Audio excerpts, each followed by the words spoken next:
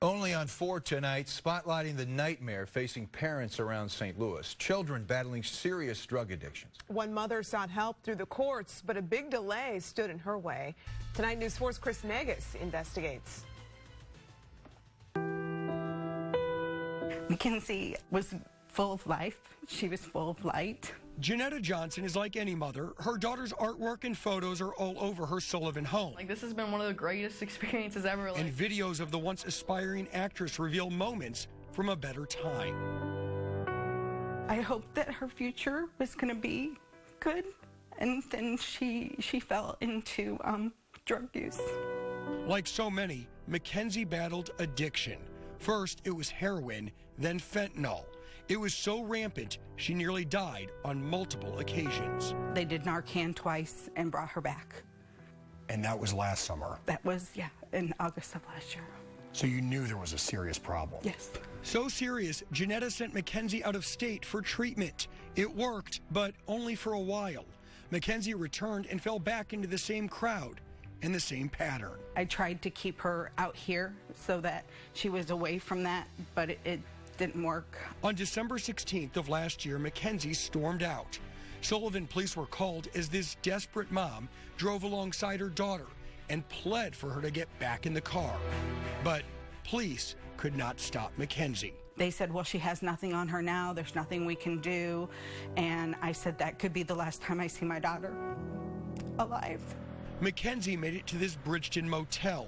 Janetta found out and went to her local courthouse, an attempt to place Mackenzie in a 96-hour involuntary detention, a tool that can be obtained through probate court, or if a law enforcement officer believes a person is facing imminent harm due to a mental disorder or substance abuse. Why did you want her involuntarily committed? Because she wasn't in control of what she was doing. The courts in Franklin County sent her to St. Louis County because that's where Mackenzie was staying. Janetta rushed to Clayton, and on December 21st, just before the courthouse closed for the weekend, along with Christmas Eve and Christmas Day, Janetta filed her application to have Mackenzie detained. But Janetta claims the courts did not get the petition moving until after the long holiday break. By December 26th, it would be too late. The day after Janetta attempted to have her daughter committed, she got a phone call from a St. Louis hospital.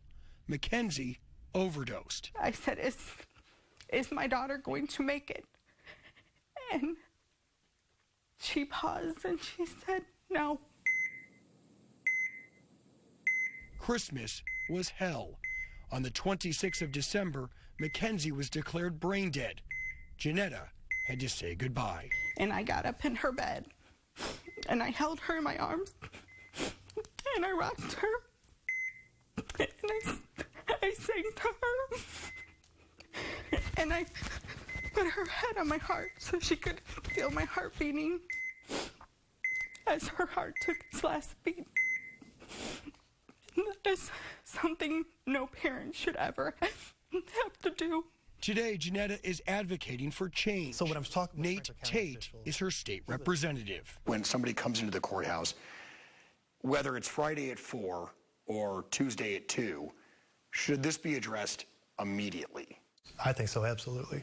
Tate understands it's a legal process, but also wants to know why it didn't help Mackenzie. My hope would be to find out what happened. Not to necessarily place blame, but just to see what happened so that if there was something in particular that was wrong with this particular situation, that we can find it, potentially fix it. They definitely, pushed her aside and, did this because it was a holiday. So what went wrong? The courts consider Mackenzie's records confidential, so copies were not provided to News 4. But finally, on Halloween, the probate court handed over Mackenzie's file to her mother. Get this, Janetta's request for the 96-hour hold was actually approved the day she walked in.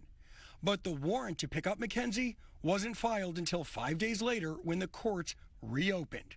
So why did it sit there? The St. Louis County courts don't consider this process an emergency. A spokesperson said, in an emergency, call 911. But a spokesperson for the Missouri Department of Mental Health said their agency considers the 96-hour commitment as a tool for emergencies.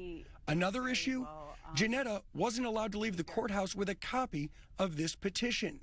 She says she would have personally driven the signed warrant to the police on her own if that would have sped up the process. Do you believe, Janetta, that had you had this form in hand and were at the police department with this, do you feel like the outcome would be different? I believe if they would have went and served her, or I would have been able to retrieve a copy of it, she would still be here today. I believe that she would still be alive. In St. Louis County, more than 1,800 people asked the courts to place a 96-hour hold on a family member or friend last year. If you're one of them and you're willing to share more about your experience, you can find me on Twitter or my KMOV Facebook page. Chris Negus, News 4 Investigates.